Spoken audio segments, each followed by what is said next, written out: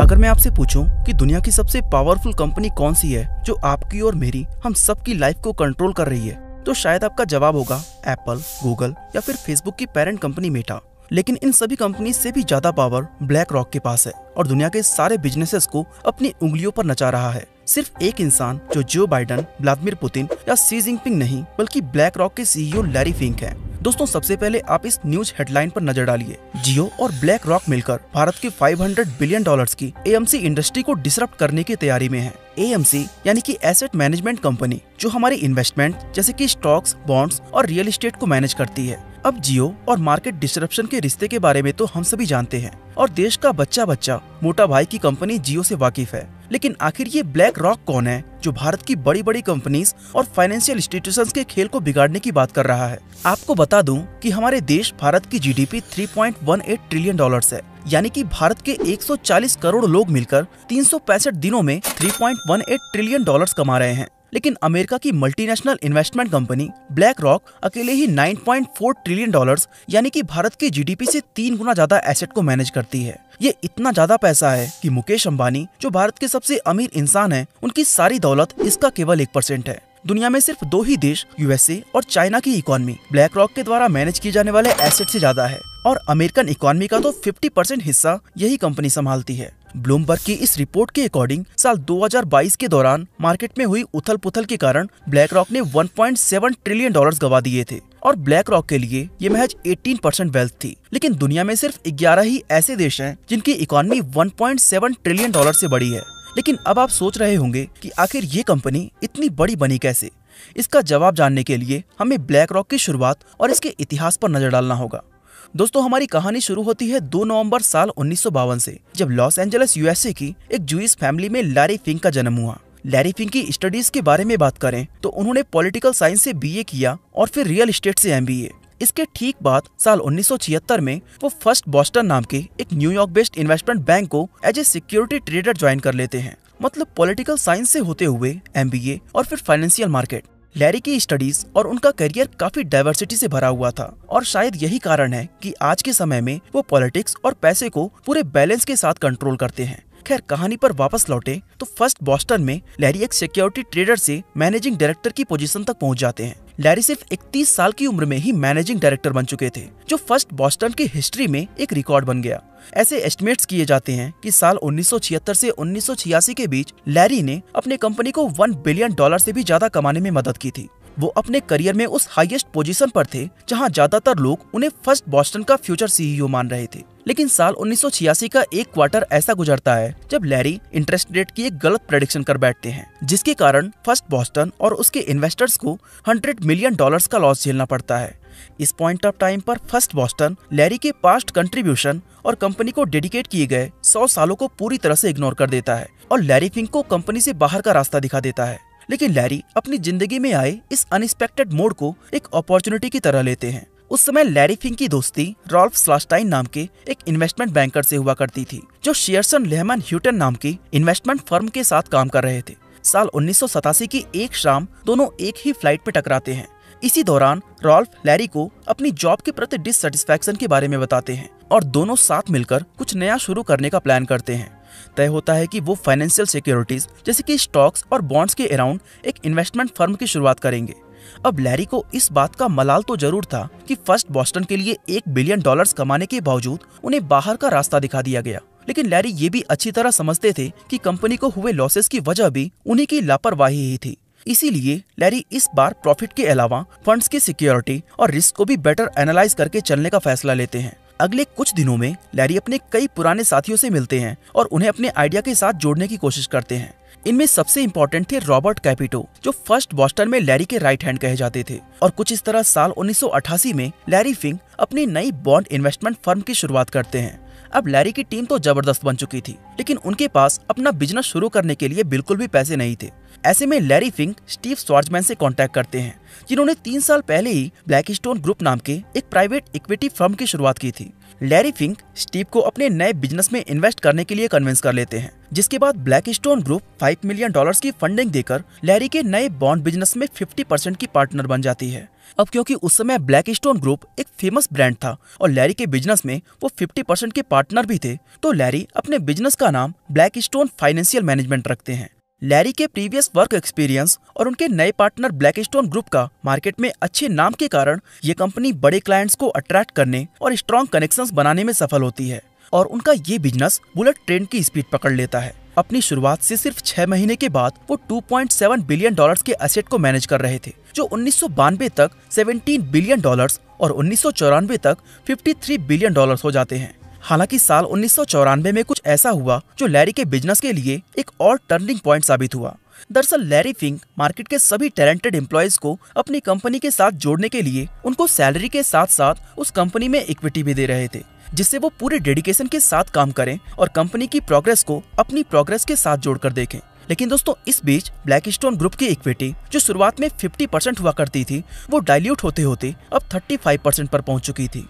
Steve को ये बिल्कुल भी पसंद नहीं आता, क्योंकि ब्लैकस्टोन ग्रुप लैरी के बिजनेस में अपनी कमांडिंग पोजीशन को लूज करता जा रहा था। ऐसे में स्टीव एक ऐसा डिसीजन लेते हैं जिसे इतिहास की सबसे बड़ी गलती कहा जाता है। स्टीव श्वार्ज़मैन लैरी की कंपनी में अपने 30% स्टेक्स को 240 मिलियन डॉलर्स में बेच देते हैं और उनसे अलग होने का फैसला कर लेते हैं। अब यूँ तो ब्लैकस्टोन ग्रुप सिर्फ 5 मिलियन के इन्वेस्टमेंट पर 240 मिलियन डॉलर्स की एग्जिट ले चुका था, लेकिन अगर आज उनके पास ये स्टेक होते तो इसकी वैल्यू 50 बिलियन डॉलर्स के लगभग होती। खैर, ब्लैकस्टोन ग्रुप के जाने के बाद लैरी के बिजनेस को एक नया नाम मिलता है, जो था ब्लैक रॉक, और इसके साथ ही वो बॉन्ड्स के अलावा पेंशन फंड्स में भी डील करने लगते हैं।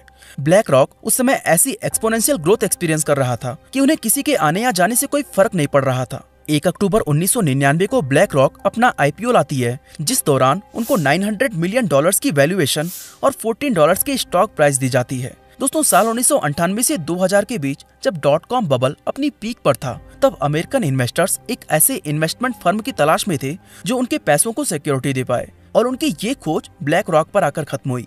इसने ब्लैक रॉक को और भी आगे बढ़ाया और उनके assets under management 165 billion dollars पर पहुंच गए। ब्लैक रॉक ग्रोथ की गाड़ी पर ऐसे ही सवार रही और साल 2014 तक वो 4 ट्रिलियन डॉलर्स के एसेट के साथ दुनिया के सबसे बड़े एसेट मैनेजर बन गए। आज की बात करें तो साल 2023 में ब्लैक रॉक 9 ट्रिलियन डॉलर से भी ज्यादा के एसेट को मैनेज कर रही है, जो अमेरिकन इकोनॉमी का लगभग 50% पार्ट है। लेकिन अब हम उस सवाल पर आते हैं जिसका आप सभी बेसब्री से इंतजार कर रहे हैं। आखिर ऐसा क्यों है कि ब्लैक रॉक को दुनिया की सबसे पावरफुल कंपनी का दर्जा दिया जाता है, और कैसे ये हम सभी की लाइफ को कंट्रोल कर रहा है? तो दोस्तों, ऐसा इसलिए कहा जाता है क्योंकि ब्लैक रॉक दुनिया की हर मेजर कंपनी और हर एक फील्ड में इन्वेस्टमेंट करके बैठी है। सुबह आपकी आंख खुलने से लेकर रात को सोने तक आप जो कुछ भी यूज करते हो, हर चीज में ब्लैक रॉक कुछ न कुछ शेयर जरूर रखती है। आज हम गूगल, माइक्रोसॉफ्ट, अमेजॉन, एप्पल और मेटा जैसे जिन टेक कंपनीज के बुने जाल में फंसे हुए हैं, इन कंपनीज में ब्लैक रॉक अपना शेयर रखती है। इसके अलावा Tesla, Nvidia, Qualcomm, Visa, Mastercard, Berkshire Hathaway, Pepsi, Coca Cola, Adobe, Oracle, McDonald और जो भी बड़ी से बड़ी कंपनी का नाम आपके दिमाग में आ सकता है, उन सभी में ब्लैक रॉक ने इन्वेस्ट किया हुआ है। साथ ही अमेरिका के सबसे मेजर बैंक्स में भी ब्लैक रॉक अपने शेयर्स रखती है। अमेरिका से भारत वापस आए तो Infosys, Reliance, Tata, Maruti Suzuki, Larsen and turbo, Mahindra, HDFC, ICICI और एक्सिस बैंक जैसी 42 कंपनीज में ब्लैक रॉक का बड़ा स्टेक मौजूद है। आप इंडियन मार्केट में ब्लैक रॉक के एक्सपोजर ब्रेकडाउन पर नजर डालिए। फाइनेंस से लेकर IT industries, consumer goods, energy, health care और रियल एस्टेट में भी ब्लैक रॉक ने बिलियंस ऑफ डॉलर्स की इन्वेस्टमेंट की हुई है। ब्लैक रॉक का इन्वेस्टमेंट पोर्टफोलियो इतना बड़ा है कि ये डायरेक्टली या इनडायरेक्टली हर एक चीज पर कंट्रोल रखती है। छोटी कंपनीज और यहाँ तक कि एग्रीकल्चर सेक्टर, जिस पर हमारे किसान लोग निर्भर हैं, वहाँ भी ब्लैक रॉक अपनी सुपरमैसी रखता है। वैसे दोस्तों, क्या आपने कभी सोचा है कि एम्प्लॉयज की सैलरी से गवर्नमेंट जिस पैसे को पेंशन फंड के नाम पर काटती है, उसका क्या होता है? दुनिया की ज्यादातर गवर्नमेंट्स के लिए इन्हें भी ब्लैक रॉक ही मैनेज करता है। इसके अलावा defence budget, sovereign wealth fund और ऐसे ही कई गवर्नमेंटल फंड्स भी ब्लैक रॉक अपने कब्जे में रखती है। और आपको जानकर हैरानी होगी कि जिस देश के लिए इन्हें फंड्स मैनेज करने की अपॉर्चुनिटी नहीं मिलती, ये उनको मैनेज करने वाली कंपनी में ही स्टेक्स खरीद लेते हैं। ब्लैक रॉक की फाइनेंशियल स्ट्रेंथ को आप इस बात से समझ सकते हैं कि साल 2008 के फाइनेंशियल क्राइसिस से अमेरिका को निकालने के लिए भी सरकार ने सबसे पहले इन्हीं के हाथ जोड़े थे। और जानते हो, ब्लैक रॉक ने यहाँ पर भी अपना फायदा खोज ही निकाला। उस समय अमेरिका की कई कंपनीज बैंकरप्ट होने वाली थी, जिसमें वो कंपनीज भी शामिल थी जिनमें खुद ब्लैक रॉक ने इन्वेस्ट किया हुआ था। ऐसे में जब अमेरिकन गवर्नमेंट ब्लैक रॉक को फाइनेंशियल क्राइसिस से निकालने के लिए बिलियंस ऑफ डॉलर्स के फंड को रिलीज करती है, तो ब्लैक रॉक इनमें से मेजॉरिटी ऑफ फंड्स उन कंपनीज को बचाने में लगाता है जहां उनका खुद का प्रॉफिट हो रहा था। साल 2020 में कोरोना पैंडेमिक के बीच जब अमेरिका के बॉन्ड मार्केट में खलबली मची हुई थी, तब भी अमेरिकन गवर्नमेंट ने ब्लैक रॉक की तरफ ही रुख किया था। अब इनमें से ब्लैक रॉक का कितना फायदा हुआ ये अलग डिबेट का विषय है, लेकिन एक रियलिटी ये भी है कि ब्लैक रॉक और लैरी फिंक ने दोनों ही मौकों पर अमेरिकन इकोनॉमी को सक्सेसफुली रेस्क्यू करके दिखाया है। ब्लैक रॉक का भौकाल इतना ज्यादा है कि चाइना, जो आज के समय पर अमेरिका का सबसे बड़ा राइवल माना जाता है, वो भी इस कंपनी का अपने देश में रेड कारपेट के साथ स्वागत कर रहा है। ब्लैक रॉक ही वो पहली फॉरेन कंपनी बनी थी जिसने चाइना की म्यूचुअल फंड इंडस्ट्री में कदम रखा था, और ये इतनी खास बात इसलिए है क्योंकि चाइनीज गवर्नमेंट अपने फाइनेंशियल इंस्टीट्यूशंस पर विदेशी पावर्स की पकड़ से हमेशा बचती आई है। ब्लैक रॉक ने ऐसी कई चाइनीज कंपनीज में इन्वेस्ट कर रखा है जिसे खुद उनके देश अमेरिका ने ब्लैकलिस्ट किया हुआ है। रशिया यूक्रेन वॉर के बीच जहां दुनिया की बाकी कंपनीज सेफ पोजीशन तलाश रही थी, वहीं 28 दिसंबर 2022 को ब्लैक रॉक ने यूक्रेन के प्रेसिडेंट व्लादिमीर जेलेंस्की के साथ मिलकर यूक्रेन के रिकंस्ट्रक्शन में अपने कंट्रीब्यूशन की अनाउंसमेंट की थी। अब दोस्तों, इतना सब कुछ सुनने के बाद आपके दिमाग में एक सवाल तो जरूर आ रहा होगा कि जब ब्लैक रॉक इतनी बड़ी और इन्फ्लुएंशियल कंपनी है जो दुनिया के हर एक इंसान को इनडायरेक्टली कंट्रोल कर रही है, तो आखिर मीडिया में इसका नाम सुनने को क्यों नहीं मिलता। मैं दावे के साथ कह सकता हूँ कि आप में से ज्यादातर लोगों ने तो ब्लैक रॉक का नाम आज पहली बार सुना होगा। तो दोस्तों, आखिर ऐसा क्यों है कि ब्लैक रॉक दुनिया के सामने ऐसा छिपा रुस्तम बना हुआ है। सबसे पहले तो आपको ये जान लेना चाहिए कि दुनिया के 90% मीडिया पर ब्लैक रॉक अपना कंट्रोल रखता है, चाहे वो प्रिंट मीडिया हो, टेलीविजन न्यूज चैनल्स या फिर सोशल मीडिया। कहने का मतलब है कि अगर ब्लैक रॉक का नाम मीडिया में नहीं लिया जाता तो इसमें भी कहीं ना कहीं ब्लैक रॉक की ही मर्जी छिपी है। दरअसल मीडिया में आने का मतलब ये है कि सभी लोग ब्लैक रॉक की ही बात करेंगे और उनके हर छोटे बड़े कदम की हेडलाइंस ब्रेकिंग न्यूज की तरह चलाई जाएंगी, जो कि ब्लैक रॉक बिल्कुल नहीं चाहता। ऐसा इसलिए क्योंकि जिसको जितना ज्यादा मीडिया अटेंशन मिलता है उसको लोगों के सामने उतना ही एक्सपोजर भी मिलता है, और ऐसे में उस कंपनी की पॉलिसीज का विरोध करने वाले लोगों की संख्या बढ़ती है। एग्जाम्पल के लिए, अगर मोदी जी कल के दिन पाकिस्तान पर कब्जा कर लें और मीडिया वाले इस खबर को चलाए ही ना, तो शायद सालों तक आपकी इसकी कानों कान खबर ही नहीं होगी। वैसे दोस्तों, क्या इस वीडियो से पहले आप ब्लैक रॉक के बारे में जानते थे? अपना जवाब हमें कमेंट करके जरूर बताएं।